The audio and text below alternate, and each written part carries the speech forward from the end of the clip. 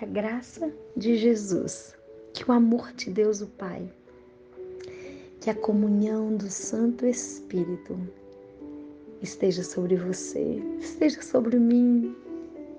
Que bênção estarmos juntos em mais um dia.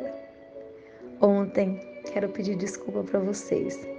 Eu passei a noite em oração e às 4 horas meu esposo disse, não, você precisa descansar um pouco. E eu falei, olha, daqui 1 hora eu acordo.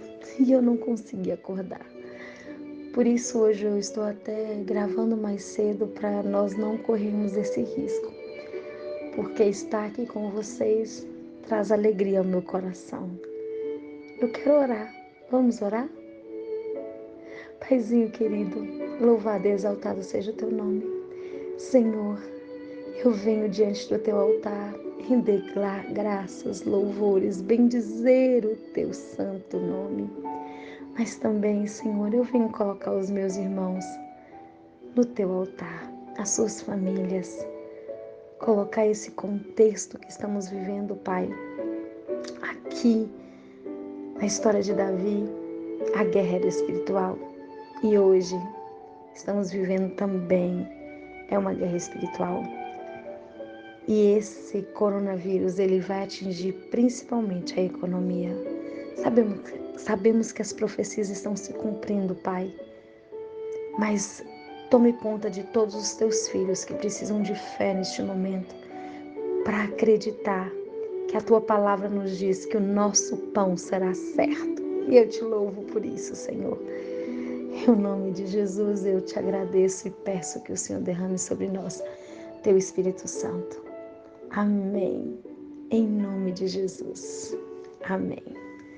Amém. Louvado seja Deus. Então, nós paramos ali no momento em que Davi, ele diz, olha, gastei dinheiro fazendo o que era errado, então agora eu vou fazer o que é certo e vou dar o meu melhor para Deus. Então ele compra por 50 ciclos de prata, somente o local onde ele iria fazer o altar, onde ele viu o anjo. Depois Davi compra é como se ele comprasse primeiro uma casa, depois ele comprasse o bairro inteiro, numa forma simbólica para entendermos. Ele comprou primeiro o lugar onde ele viu o anjo, onde ele ergueu o altar, e depois ele comprou toda a parte daquele território. Olha, a parte que eu digo ali, né? Você sabe o que é isso que Davi comprou? Onde significa esse lugar? Então, olha só, aquele lugar ficou respeitado, porque foi o lugar onde o anjo do Senhor parou. Sabe, aquele local é exatamente onde nós conhecemos como foi construído o Templo de Salomão, o Templo de Zorobabel. É exatamente nesse lugar.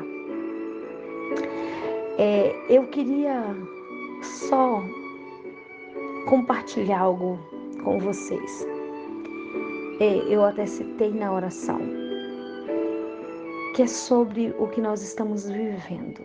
Hoje, a ciência, a medicina nos dá a entender que as coisas acontecem por acaso. E por acaso surge um vírus, e por acaso, isso não é por acaso.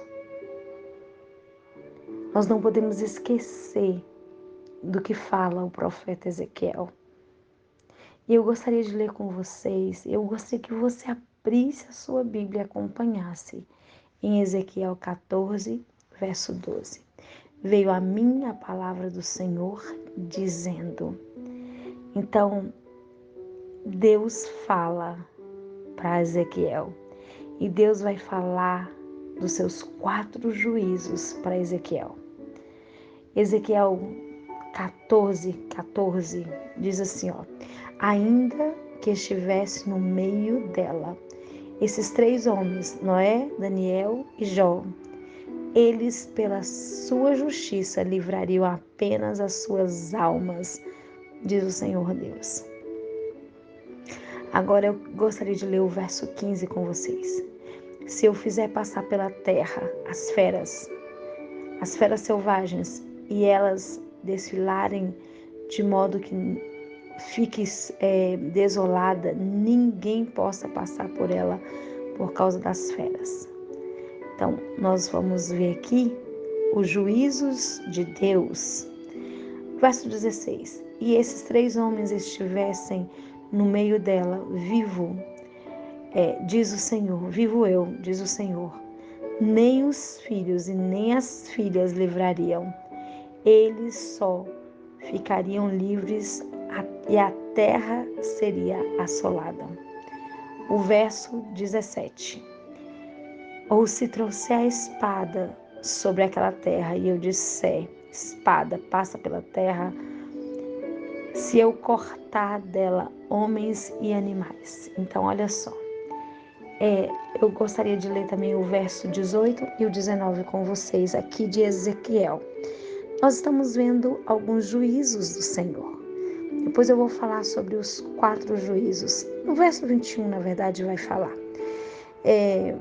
No verso 18, então, diz assim, ainda que aqueles 3 homens estivessem nela vivo, eu, diz o Senhor, que nem os seus filhos, nem suas filhas livrariam, mas somente eles. A salvação, ela é individual. E é isso que esse verso está dizendo. Então, vamos lá para o 19. Ou se eu enviar a peste sobre aquela terra e derramar o meu furor sobre ela com sangue para cortar dela homens e animais. Então, justamente é o que está caindo hoje. É exatamente o quê? Se eu enviar a peste. Nós estamos vivendo num momento de pandemia, onde o que está assolando o mundo? A peste. Verso 20. Ainda que Noé, Daniel e Jó estivessem no meio dela, vivo eu, diz o Senhor Deus, que nenhum filho, nenhuma filha livraria, mas somente